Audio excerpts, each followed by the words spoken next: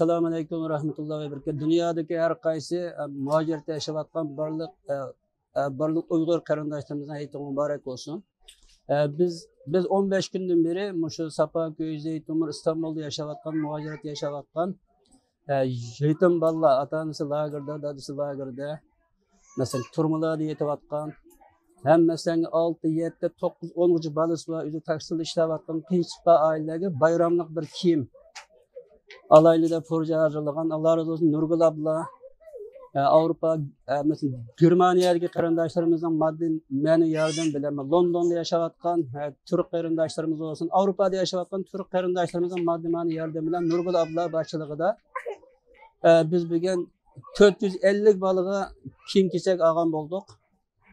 İnşallah Allah bunu yardım kılgan karindaşlarımız Allah razı olsun. Almanya'daki karindaşım Allah razı olsun. London'daki karindaşım Allah razı olsun. Nurgül abla başçılığı, Künler Derneği'ndeki karindaşlarımız Allah razı olsun. Her zaman bizim yardımcı oldular. Hem de bu İstanbul'da hem nanesi üst gitti. 100 TL'de eşler kemmeyle kalıp kaldı. Nurgül aile kim kişi ballarga kıynalatkanken erişiyor. Nurgül ayallar közü yaş töktü. Nurgül ayallar dua kıldı. Uşak ballar hoş buldu.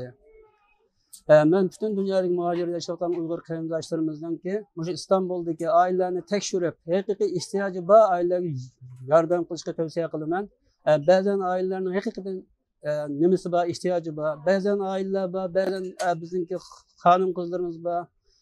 Mesela bunun 10-15 buluş mümkün. Her yere bir ihtiyacı olmasın, ihtiyacın var da var kaldı var. Hakiki gerçek ihtiyacı bağlığı binerler etmeyi vardı da aileye. Şunun için Avrupa'da yaşayan Uygur karindaşlarımız İstanbul'daki ailelerini tekşürüp mesela hoşnutseden, tunuşlardan tekşürüp hakiki ihtiyacı sahibi ba ailelerine yardım kılışanlarını ümit kılımın. Esselamu Aleyküm ve Rahmetullahi ve Berekatuhu.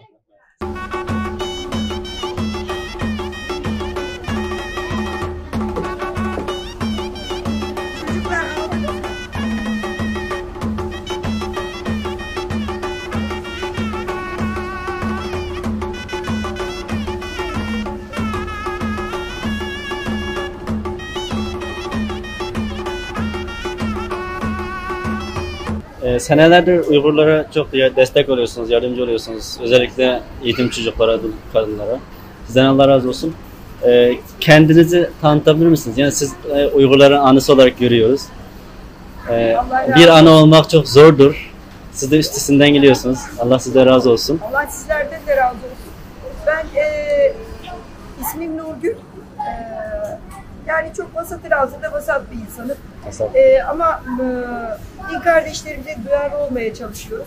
Biz Gönüllüler Sağlık Eğitim ve Yardımlaşma Derneğimiz var. Bu derneğin başlığı altında çalışan hayırseverleriz. Yani siz beni ortada görüyorsunuz ama benim arkamda çok büyük bir hayırsever ordusu var. Tabii her yaptığımız olayda bu hayırseverlerimizin ve Başkanımız İbrahim Ceylan abinin destekleriyle yapıyoruz. Allah onlardan razı olsun. Ama Uygurları gördükten sonra Uygurların dertlerinin aslında çok vahim olduğunu gördüm ve buradan ayrılamadım ya. Buraya sanki gönlüm kaldı, gönlümü bıraktım. Elime en ufak bir şey geçse hemen Uygur kardeşlerimize bunu ulaştırmalıyım diye düşündüm.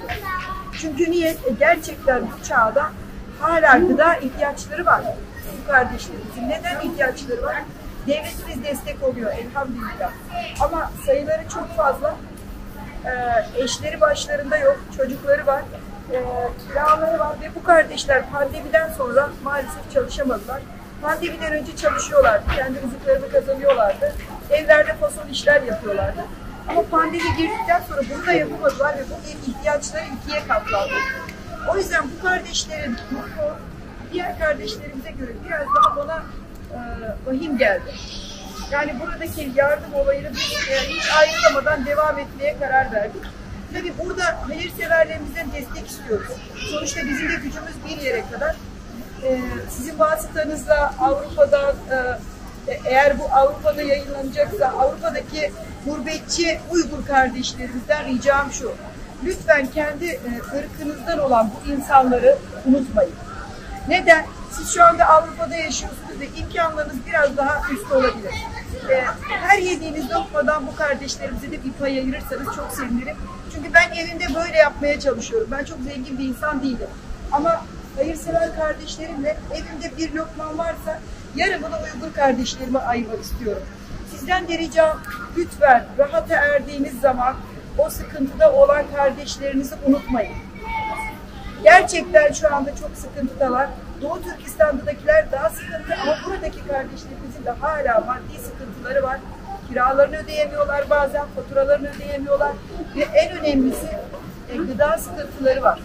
Biz bunları Gönüllüler Sağlık Eğitim Yardımlaşma Derneği olarak destek olmaya çalışıyoruz.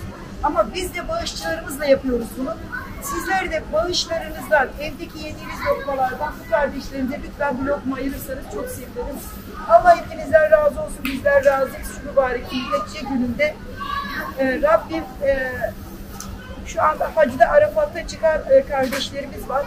Bu sene Arafat'ta Rabbim hangi kullarının hürmetine duaları kabul ediyorsa o kullarının hürmetine inşallah Doğu Türkistan'daki bu zulmü de Rabbim bertaraf eylesin. Amin. Zalimin kim olduğunu duyuralım ki herkes bu zulmü bilsin ve zalimin kim olduğunu bilsin. Ve Rabbim kahrı perişan eylesin. Nerede Doğu Türkistanlı kardeşimiz zulüm altında varsa onları da bir an önce hapishanelerden selamete çıkartsın. Sağ ve salimen yavrularına, yuvalarına dönsün. Allah hepinizden razı olsun. Hocam bir tane sorum daha var. Mesela siz kaç senedir Uygurlarla ilgileniyorsunuz, görüşüyorsunuz. Evet. Mesela sizin gibi böyle hayırsever insanlar da çok fazla var Türkiye'de. Biliyoruz, tanıyoruz. Evet. Ama çoğu da bilmiyor olayı. Evet. Onlara ne söylemek istersiniz? Mesela Yani bir sürü hayırsever dernekler var ama bunların böyle burada erzaklara ihtiyaç duyacak kadar da bir durum olmaması lazım. Çünkü Türkiye koca gönüllülerin ülkesi. Tabii ki. Onlara ne söylemek istersiniz? Türkiye'mizde çok fazla derneklerimiz var. Elhamdülillah. Bütün bu kardeş derneklerimizin hepsi ellerinden geldiği gibi çalışıyorlar. Allah hepsinden razı olsun. Fakat bazı derneklerimiz tabii Doğu Türkistan zulmünün içerisine biz girdik, dağıldık, çıkamıyoruz. Çünkü gerçekten gördük ki çok fazla ihtiyaç var. Oradan bu kardeş dernek olan arkadaşlarıma da sesleniyorum. Lütfen siz de Doğu Türkistanlı kardeşlerimize daha çok duyarlı olursanız, daha çok dertlerine derman olursanız seviniriz. Devletimiz Allah razı olsun Cumhurbaşkanımızdan birçok mülteciyi kabul ettik. Ve hepsine gücümüzün üzerinde yardımlar yapıyoruz. Ama tabii ki devletimize destek olmak için biz kesinlikle devletimizin yükünü hafifletmek için buradayız. Diğer kardeş derneklerimize de şunu sesleniyorum. Onlar da mutlaka bir ucundan tutuyorlardır ama daha fazla duyarlı olurlarsa seviniriz. Allah onlardan da razı olsun. Rabbim bu kardeşlerimizin sıkıntılarını bertaraf etsin inşallah. Kanser bir hastamız var çocuğumuz. Onunla ilgili Türk Soylu belgesi almak Türkiye'de çok zor olmasına rağmen siz bunu başarmışsınız. Hangi yolları izlediniz? Yani, bu yolu izlemek isteyenlere ve bundan sonraki hasta olan çocuklara, özellikle şimdi Türk vatandaşı olamayan bir sürü arkadaşlarımız var. Onların çocukları dünyaya geliyor. Ama Türk vatandaşı olmadığı için hastalandığı zaman hastaneleri kabul etmiyor. Evet. Dolayısıyla ortada kalıyor. Bunlara nasıl bir çözüm var biliyorsunuz. Yani biz şöyle yaptık. Cafer Hüseyin yavrumuz lösemi hastası bir yavrumuz. Cafer Hüseyin yavrumuzu biz lösemi olmadan önce de tanıyorduk. Bizim 3 yetimli bir evimiz var. Orada 3 dul 6 yetimli bir evimiz. Oradaki yavrularımızdan birisiydi Cafer. Lösemi oldu. Lösemi olduktan sonra biz Cafer'imize çok üzüldük. Tabii bizim haberimiz olmadan Çamsakura'ya da tedavisi başlanmıştı. 99.000 TL bir fatura çıktı Cafer Hüseyin'imize. Şu özellikle vurgulamak istiyorum. Yani devletimiz yardım etmiyor da 99.000 TL çıkmadı. Bu kardeşlerimizin tabii hala kimlikleri olmayanlar, normal prosedürü izlemeyenler var. İzlemeden oraya tabii çocuğu hastalandığı gittiği için normal bir turist nasıl hizmet alıyorsa o fiyattan fiyatlandırıldı Cafer Hüseyin'de. Ama Allah razı olsun İstanbul Valimizden ve Cumhurbaşkanımızın baş danışmanı İsrafil İşler abiden en başta dernek başkanımız İbrahim Ceylan abimizden biz devletimizin birçok kademesinde en üstten bize destek olan kardeşlerimiz oldu, devlet büyüklerimiz oldu. Onlar sayesinde Cafer Hüseyin'imizin Türksoylu belgesini aldık. Ve Cafer Hüseyin'imiz şu anda hali hazırda Çamsakır'da tedavi oluyor. Ama Türksoylu belgesi almak kolay mı? Değil. Evet. Maalesef değil. Ama inşallah peyderpey bu sıkıntılar da aşılacak Allah'ın izniyle. Ve bundan sonra bu kardeşlerimiz daha güzel sağlıktan yararlanacak diye umuyoruz. Ama özellikle Almanya'daki kardeşlerimden şunu rica ediyorum. Burada hasta olan Doğu Türkistanlılar var, kanser olanlar var, böbrek hastaları var, özellikle Down sendromu olan çocuklar var. Bunlar mesela doğumdan sonra yoğun bakımda kalan çocuklar var. Bu konularda lütfen destek olsunlar. Devletimiz elinden geleni yapıyor ama çok fazla sayıda mülteciye bakıyoruz. Yani Suriyelisi, Afganı, Doğu Türkistanlısı öyle olunca tabii ki bazen böyle atlamalar olabilir. Bu konuda Kızılay'a bağış yapabilirsiniz. Bizim meşru derneklerimize bağış yapabilirsiniz. Biz Gönüllüler Sağlık Eğitim Yardımlaşma Derneği'yiz. Bize bağış yapabilirsiniz. Ama mutlaka devletimizin üzerindeki yükü biraz hafifletmemiz lazım. İnşallah ondan sonra her şey daha güzel yoluna girecek. Özellikle Cumhurbaşkanı'na çok teşekkür ediyoruz. Allah onu başımızdan eksik etmesin. Liyakatla en güzel makamlara eriştirsin inşallah. Tamam. Yani şimdi burada konuşurken Cumhurbaşkanımız gerçekten çok üzerinde yük var ve bu şekilde çalışıyor. Biz devletimizin yanında bir derneğiz. Yani devletimizin karşısında bir dernek değiliz. O yüzden Cumhurbaşkanımızın yükünü, devletimizin yükünü biraz daha nasıl hafifletebiliriz? Taşın altına nasıl elimizi koyabiliriz? Tek derdimiz bu.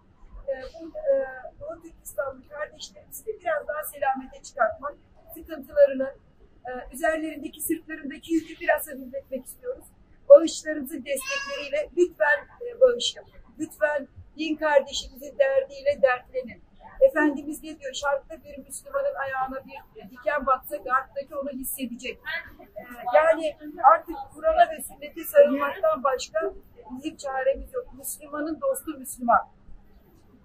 Yani lütfen Müslümanları bırakıp kafirleri kendinize dost edinmeyin. Müslümanın dostu Müslüman.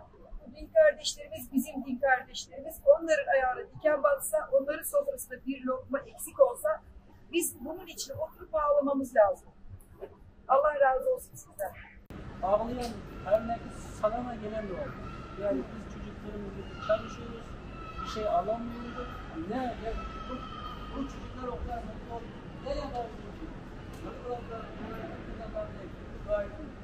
hatta Saudi Arabistan'ın Medine'nin akşamı arkadaşlar. Burada kız çocuk var burada. İşte bir tane torunu var. Evet. Yani onlar hiçbir şey yok. Akşamın aramında babasını söylediğimiz Osmanlı'da abi devleti kaytardı. Bir tane çocukluğu elbise aldı aldı. Medine bunlardan aldı. Ama adam aldı. Adam kendi parası var. Her şey oldu. Her şeyini kaybetti. Her şeyi içine koymuş bir insan. Yani bu aileler yani o kadar mutlu oldu ki biz bunu sözle anlatamıyoruz. Allah sizden razı olsun. Bunun için sizinki bu ekibinizde çalışan herkese Allah razı olsun. Peygamber Aleyhisselam kamşayetsin. İnşallah ne muradı varsa versin. Yani bu 450-500 kişi herkes bunu yapamaz. Yani siz yaptınız, siz bunun vesile oldunuz. Siz de kabul ettiğiniz için biz de size çok teşekkür ediyoruz. Tabii bu duyarlı olan çok kardeşlerimiz var. Bu duyarlı olan kardeşlerimiz Allah razı olsun hepsinden bize güvendiler. Ya bir çocuk da ben giydireyim, iki çocuk da ben giydireyim. Yani bu şu sizin söylediğiniz bütün övgüleri hak eden onlar. Evet. Allah bin kere razı olsun. Rabbim de onları cennet libasları giydirsin. Bundan sonra da ben onlara müteşekkirim. Siz de teşekkür ettiniz. Rabbim de inşallah cennette onları Cemalullah'ıyla müşerref eylesin ve taltif eylesin inşallah. İnşallah. İnşallah. Bu yolda beraber yine son nefsine kadar beraber yürümeyi istersin inşallah. İnşallah. Ben seve seve bu yolda her daim yanınızdayım. Nerede bir mazlum varsa hepsinin yanındayım. Ama Doğu Türkistan'daki kardeşlerimizin durumunu biraz daha belirliyorum. Ve burada biz biraz kaldık ve devam edeceğiz. Tabii bu topu başka insanları sokmamız lazım. Çünkü biz buradan şuraya kadar uzanıyorsak ama daha çok insan var. Bu arada gıda veremediğimiz, bayramlık alamadığımız insanlar olunca ben üzülüyorum. İstiyorum ki bir başladıysak hepsini birden giydirelim. Bu da ancak çok fazla sayıda bağışçıyla olabilecek iş. Yani şu röportajı seyreden bütün kardeşlere ricam şu. Lütfen hepiniz ben de ne yapabilirim, benim de verdiğim bu Mevla'dan ne olur demesinler. Yani ufak ufak damlalar göl oluyor. Yani benim ufacık bir verdiğim 1 eurodan veya çok 5 eurodan ne olur demeyin. Ufak ufak damlalar göl oluyor ve bütün herkese ulaşıyor. Allah razı olsun. Rabbim birlerini bin eylesin. Cennette şu yavrular seviliyor bayramlık giydiği için. O kadar mutlu oluyor ki. Çok. Yani nasıl rüyalarda mutlulukla dolaşıyorlar. Şimdi biz hemen hemen bu bir hafta oldu. Bir haftadır Kurban Bayramı'nda Doğu Türkistanlı yavrularımızı giydirmeye niyet ettik. Bir haftadır bu 345. sayı oldu. Ama biz Gönüllüler Sağlık Eğitim Yardımlaşma Derneği olarak karşı tarafta da yine Suriyeli kardeşleri de giydiriyoruz. Yani tabii bu tarafa bir günümüzü ayırıyoruz çünkü uzak bize biraz. Ama Allah razı olsun bağışçılarımızdan. Bize çok bağış veren, bağış yapanlar oldu. Bu bağışçılarımız bağışlarını verdikten sonra biz bazen duruma koyduk bu kardeşlerimizi. Durumdan sonra tekrar yeniden bağış yapanlar oldu. Daha çok sayıya ulaştık. O yüzden bu çok önemli. Yurt dışından bizleri seyreden insanlar varsa onlara şunu söylüyorum. Bu çocukların bayramının bayram olması, Doğu Türkistan'daki zulmü bir nebze unutmaları, mutlu olmaları için Türkiye'de bayramlıklarını giymek istiyorlar diğer kardeşleri gibi. Ama alacak imkanları yok. İmkanları olmayınca da maalesef üzülüyorlar. Bu yavruları sevindirdiğiniz için Rabbim sizleri ahirette cemaliyle sevindirsin. Daha çok yavruya ulaşabilmeniz için bağışlarınıza ihtiyacımız var. Benim 5 euromdan, 10 euromdan, 5 TL'den, 10 TL'den ne olur demeyin. Damlalar göl oluyor, unutmayın. Damla damla başlıyoruz ama sonra göl oluyor ve daha çok insana ulaşıyoruz. O yüzden en ufak bir bağış dahi çok önemli. Lütfen evde yediğiniz her lokmanızdan ihtiyaç sahibi kardeşlerimizin sofrasına bir lokma ayırın. Özellikle rica ediyorum. Bu çok önemli. Hasta kardeşlerimiz var. Buraya gelip rızkını talep edemeyenler var. Bu hasta kardeşlerimiz kiralarını ödeyemiyorlar, faturalarını ödeyemiyorlar, ilaçlarını alamıyorlar. Onların da bu dernek yetkili kardeşleri evlerine kadar götürüyorlar. İaşelerini, kiralarını nasıl götürüyorlar? Sizlerin destekleriyle. Yani sizler burada destek olacaksınız ki onlar da burada bir nebze daha sıkıntıları hafifleyerek yaşasın. Yani bu çok önemli. Lütfen çok rica ediyorum. Bu kardeşlerimizi unutmayın. Doğu Türkistan'da zulüm var.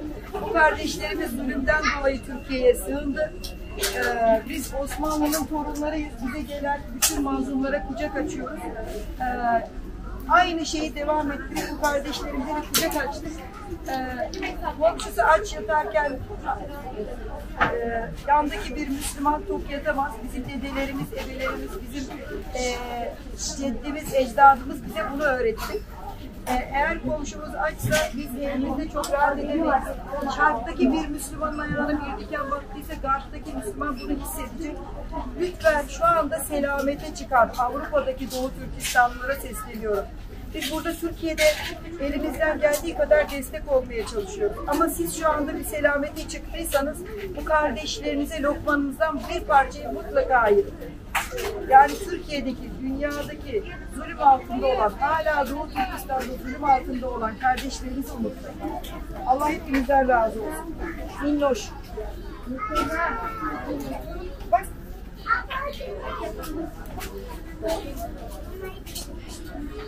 Bu yavrular da büyüyecek Allah'ın izniyle. Sizlerin destekleriyle inşallah.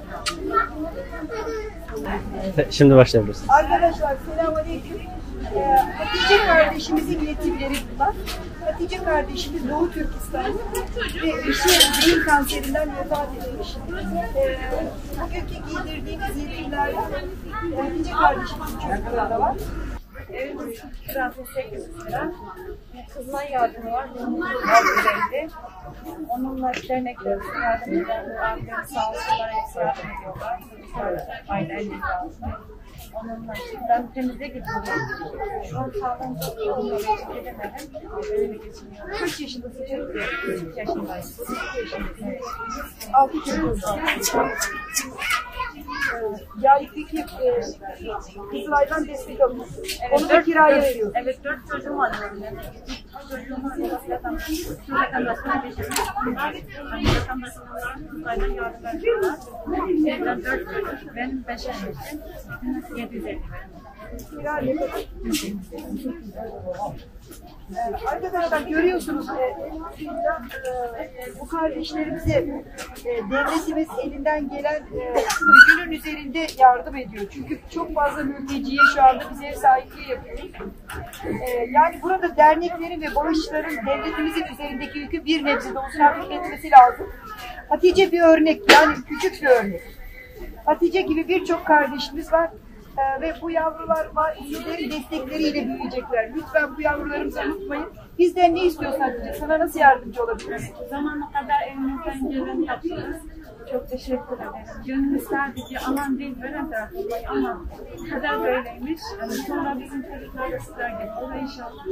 Hani elimizden geldiği kadar desteklerimizi bekliyoruz. Çok teşekkür ederiz. İnşallah bizlerden çok güzel olur. Ki, hani yetimin başına olsa yani yetim en uzaktan benim komşum da demiş Peygamber Efendimiz. Size Allah Peygamber Efendimiz'in komşusu yapmayı nasip etsin. Allah cennet kısırlarıyla mükafat. Dualarınızı eksik etmeyin.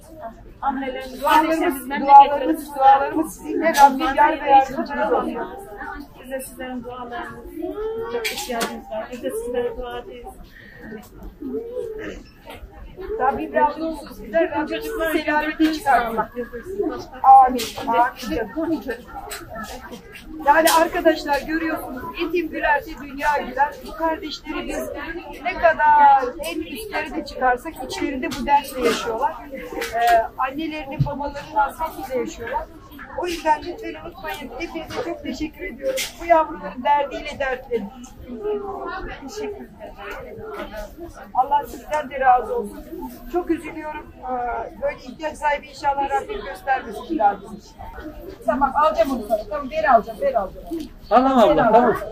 Tamam, başlayalım. Arkadaşlar selamünaleyküm. Şimdi yanımızda eşi Doğu Türkistan'da zulmünden dolayı hapiste işkence halinde olan bir kardeşimiz var. Yani eşi şu anda Doğu Türkistan'da hapiste.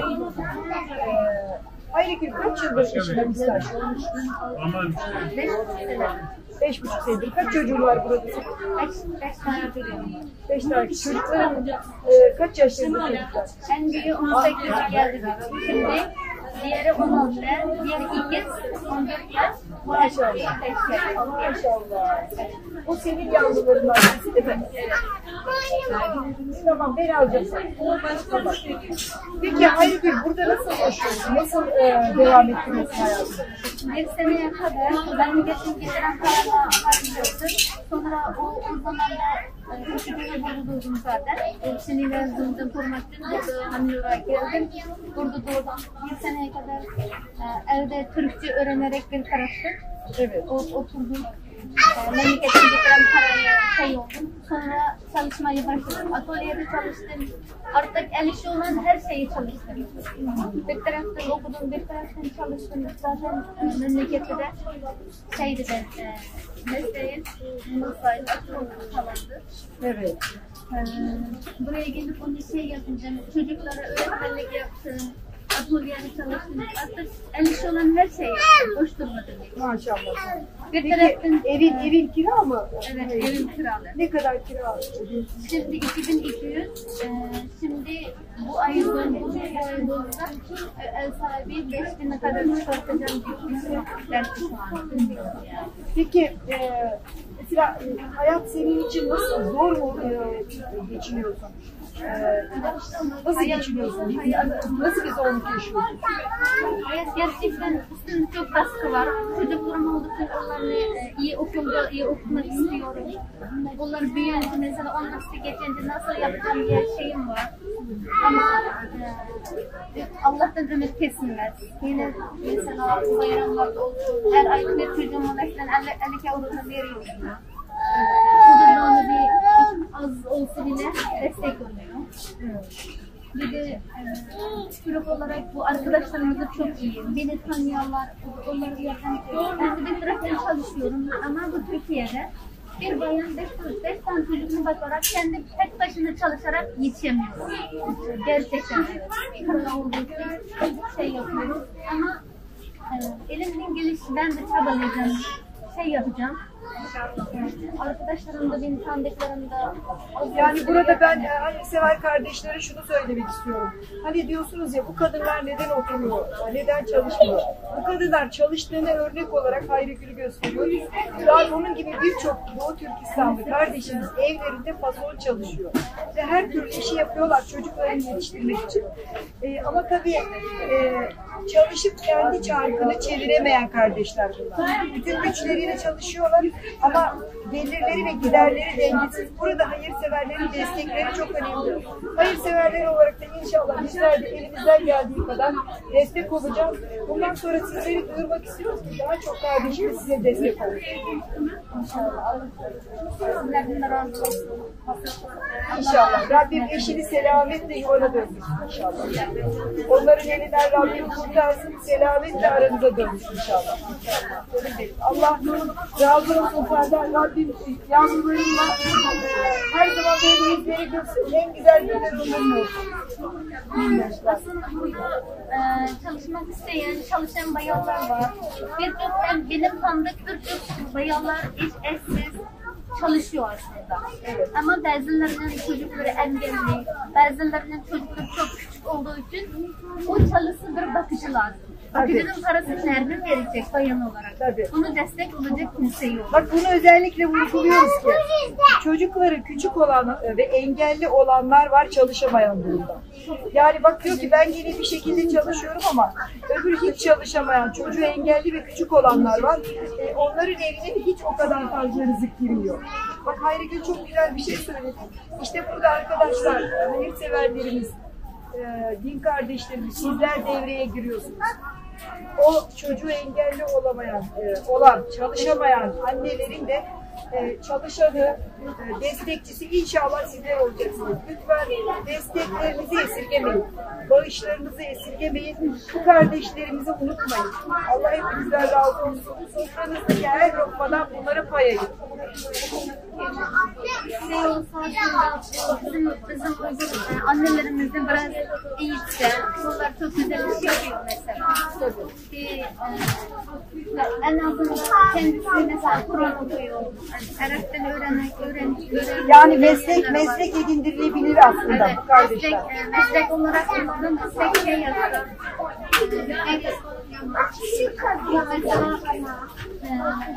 Her ayda veren bu para diyoruz ya, o sadece yemek falan harcamaya gidiyor.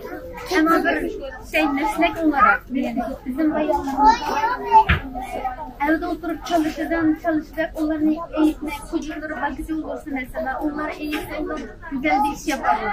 Aslında Uygur kadınları çok çalışkan. Biliyorum, çok çalışkanlar. Çok çalışkan ve çok güzel ahlaklı hanımlar.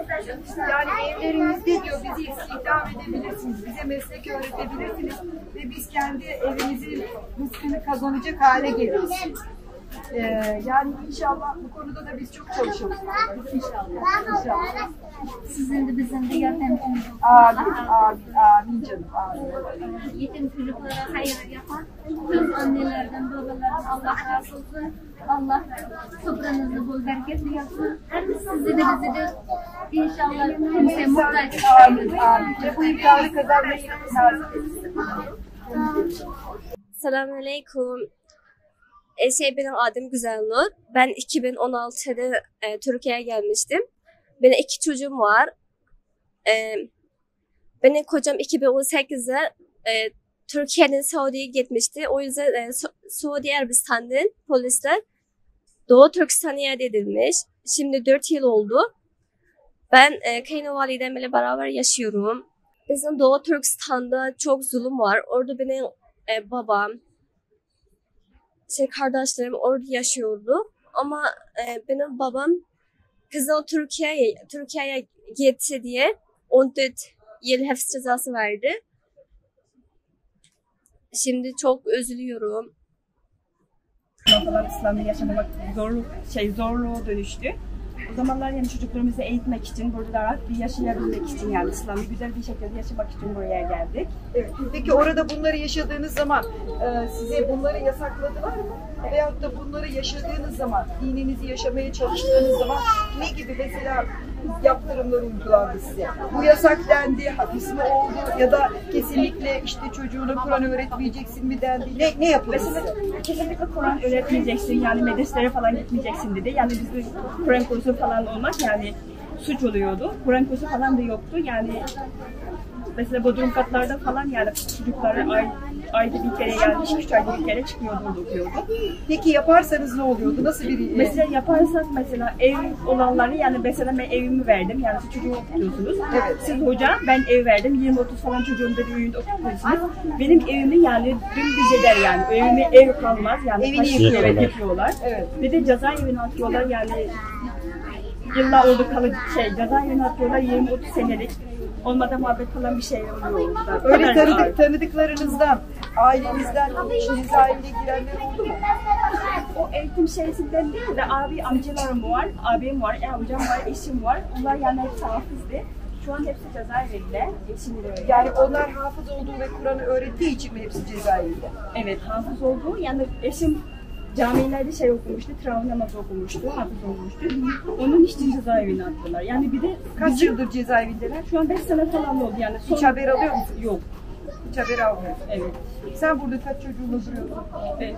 Bir tane çocuğum var. Bir tane çocuğum var. Eşin şu anda orada cezaevinde. Evet. Peki ne düşünüyorsun? Mesela burada tek çocuğunla nasıl geçiniyorsun köyde? Mesela okula gidiyorum ben şu an. Üniversite 2. sınıfa gidiyorum. Evet. Oradan aldığım burslarım var yani ülkeler civarında. Yani babam da çalışıyor, onunla geçinmeye çalışıyoruz yani daha zor.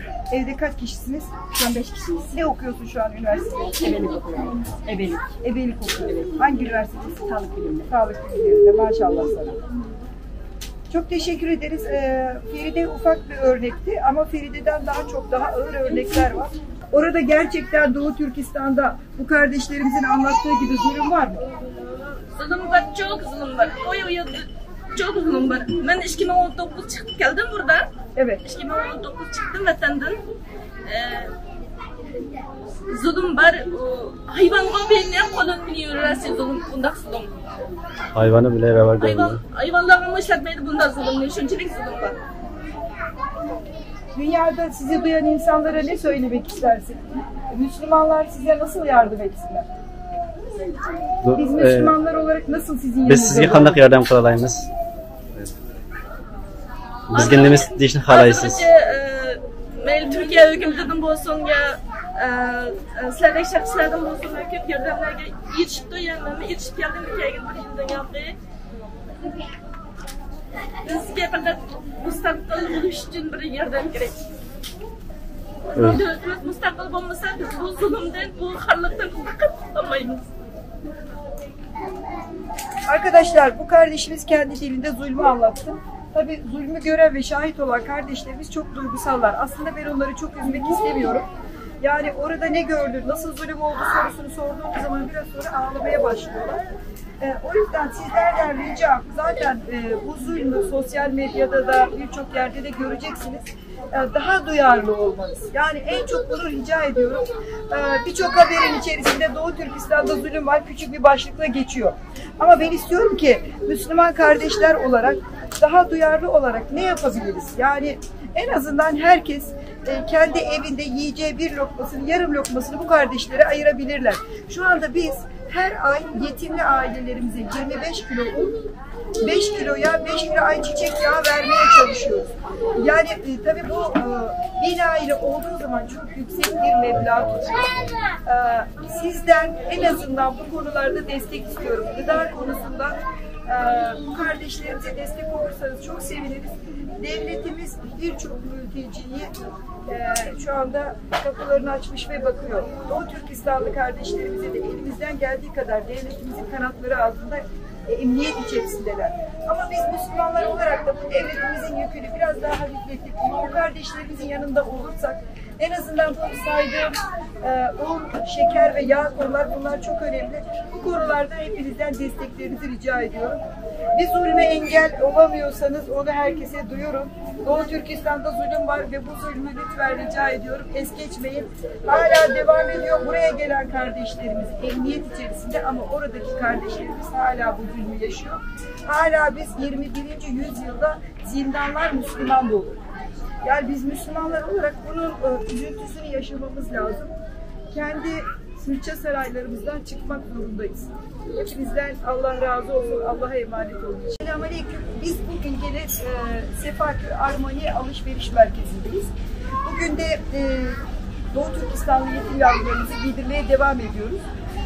Allah razı olsun, bu yavrularımızı bağışçılarımızın sayesinde giydiriyoruz. Bu bağışçılarımızın size tek tek isimlerini okumak istiyorum. İngiltere'den Ayten Çebi kardeşim ve onun başlığı altında bize çok bağış gönderen arkadaşlarımız oldu. Engin Büyükkaya, Damla Sönmez, Zehra Yusun, Hilal Ünal, Leyla Ünal, Aysel Ünal, Rıza Ünal, Asiye Aydın, Fırat Özkök, Aysel Yazar, Adem Özdemir, Fatma Uğur Arıcan, Canan Kabadayı, Nurcan Tosun, Ömer Topçu, Murat Çebi, Serhat Sekin. Ve özelden de bana çok arkadaşlarım destek oldular. Allah hepsinden razı olsun. Bu yavrularımız onların sayesinde bugün de yine 115 yavrumuz gelecek. Emre Çetin kardeşim, Allah razı olsun, Alparslan Gördüm kardeşim. Eslem kardeşim ve Eslem kardeşimin sayesinde onun vasıtasıyla bize ulaşan hayırsever arkadaşlarımız. Isparta'dan ismini vermek istemeyen benim manevi kardeşim. Hülya Büyükbaskın, Ayfer Uyar, Ayşe Süreyya Özavar kardeşim, Sena Ayşe Kılıç, Malik Kibar, Pınar Hanım, Elif Yıldırım, Sena Nur Taşçı, Mevriye Çebi. Allah hepsinden razı olsun. Bugün ve Zehra ablam sayesinde de tekrar 5 kişi bize ulaşacak bugün. Allah hepsinden razı olsun. Rabbim şu mübarek Zilhicce ayında yaptığınız bu hayırları misliyle size inşallah döndürsün. Rabbim ne muradınız varsa versin. Bu yavrular sizlerin sayesinde gülecek.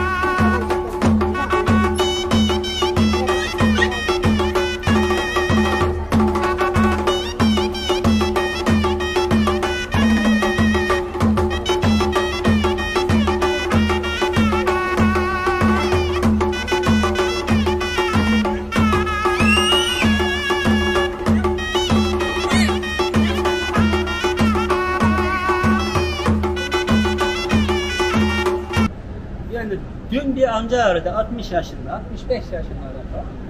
65 yaşında. Yani oradan 45 tane pantolon, 50 tane gömlek getirdi büyüklerini. Yani ben bunu medresede okuyan büyüdüm olan çocuk yani ustaları vereceğim. Yani biz küçükler gibi şeyler almışız, büyüklerle hiçbir şeyimiz yok. Tabii. Ya ondan sonra ben yani ustalarını aradım, medreselerde Kur'an kursu çalışan, tek çalışan yani hafız kızlar var. Tabii. Onlar geldiler, pantolonu geldik, onlar da çok mutlu oldular. Ne güzel. Bak bir şey alamıyorsak 300 TL'ye pantolon gelmiyor şu an. Gelemiyor, aynen. Bir de şunu söyleyeyim. Çok mutlu oldular. Hepsi çok mutlu oluyor. Bir de bağışlarımızdan şunu rica ediyorum. Hani bağış yaptığınız zaman mesela illa ben yetim çocuk için göndereceğim. Evet. Şimdi biz yetim çocukları zaten önceliyoruz. Evet. Ama bazen yetim değil ama kendi çarkını çeviremeyen kardeşlerimiz var. Çocuk sayıları çok, kocalarının işi asgari ücretin altında çalışıyorlar, kiraları var. Yani bu çemberi biraz genişleterek bağış yapın. İlla yetim çocuk diyerek yapmayın. Yetim ve ihtiyaç sahibi aileler için. Yani göndereceğiniz her böyle bağışı, teberruyu yetim ve ihtiyaç sahibi aileleri için diye not düşerseniz bizim işimiz kolay olacak. Öbür türlü hep yetime akıttığımız zaman öbür tarafta da çok fakir birisi ona imrenecek hale geliyor. Bunu da sevmiyorum. O yüzden bağış yaparken lütfen yetim ve ihtiyaç sahibi ailelerin çocukları diye not düşerseniz çok sevinirim. Gıda en önemli desteğimiz. Un, şeker, yağ, pirinç. Yani bunlar şu anda Türkiye'de her ay bu ailelere verdiğimiz gıdaların başında ve yüksek bir meblağ tutuyor. Mesela ben dernek olarak biz bir un alıyoruz, 150 bin ödüyoruz. Eğer 1000 aileyi alırsak 450 bin ödüyoruz. Yani tabii bunlar çok yüksek sayılar. Bağışçılarla beraber toparlıyoruz. Bunu toparlamak için de 1 ay, 2 ay çaba sarf ediyoruz. O 1 ay, 2 ay içerisinde de o evlerde ihtiyaç hasıl oluyor. Yani bu akarı sağlamamız lazım. Daha çok bağışçıların bağışıyla. Ve bu kardeşlerimizin dertlerine ancak bu şekilde derman olacağız. Allah hepinizden razı olsun. Lütfen feraha çıkan, geride kalanları unutmasın. Bu kardeşler sizin kendi ırkınızdan kardeşler. Doğu Türkistan'daki bu kardeşlerimizi, yavrularımızı, ihtiyaç sahibi ailelerimizi unutmayalım. Onların dertlerini, yüklerini bir nebze de olsa hafifletmeye çalışalım. Yani herkesten ricam bu. Herkes zekatını versin, sadakasını versin, bağışını versin ki bu kardeşler birazcık daha rahatlasınlar inşallah. Allah razı olsun abla. Çok memnun oldum. Ben de 7 çocuğum var, babası Kaç yıldır çocukları, eşini vefat etti? 7 sene oldu. 7 yıldır eşini vefat etti. Hapishanede vefat etti. Cemile kardeşi tanıyorum daha önceden de. Cemile'nin 7 çocuğu var. Cemile'nin de eşini Doğu Türkistan'da hapishanede katlettiler. Tek başına çocuklarına bakmaya çalışıyorsun Cemile. Nasıl gidiyor hayat? Nasıllar gidiyor Allah'a. Hepiniz sizden çok memnunum. Sizi çok yerden ediyorsunuz. Allah yerden olmak. Allah razı olsun. Kabul ettiğiniz için. Allah pideniz cennetlere versin şu teyzelerinize. Allah parası çok bereket versin. Allah sizden de razı olsun. Rabbim de Şimdi çok kulu dua çok icabet ulaştı. Biz dua ettik. Allah'a dualarımızı kabul etsin siz ve herkes dua. Allah razı olsun. Allah sizlerden. Bizim 3 hafız var. 3 hafızla dua ediyor. Kur'an okuyor. Yaratımda. 3 tane çocuğun mu hafız? Maşallah sana. Bravo. Rabbim inşallah sıkıntılarımızı bertaraf etsin. Doğu Türkistan'daki zulmü de Rabbim kim bu hileleri, tuzakları kuruyorsa başlarına çevirsin. Kardeşlerimiz selamete çıksın inşallah. Bizde 7 sene oldu. Bizde annemiz, babam yok. Annemiz, kardeşlerimizin hiçbir sesi yok. Olay var mı, vefat etti mi bilmiyoruz. Hiç haber almıyorsunuz kardeşlerimizden. Allah yardımcınız olsun inşallah. Rabbim sizi selamete çıkartsın. Bir an önce selametle vatanınıza dönün, akrabalarınızın yanına gelin inşallah.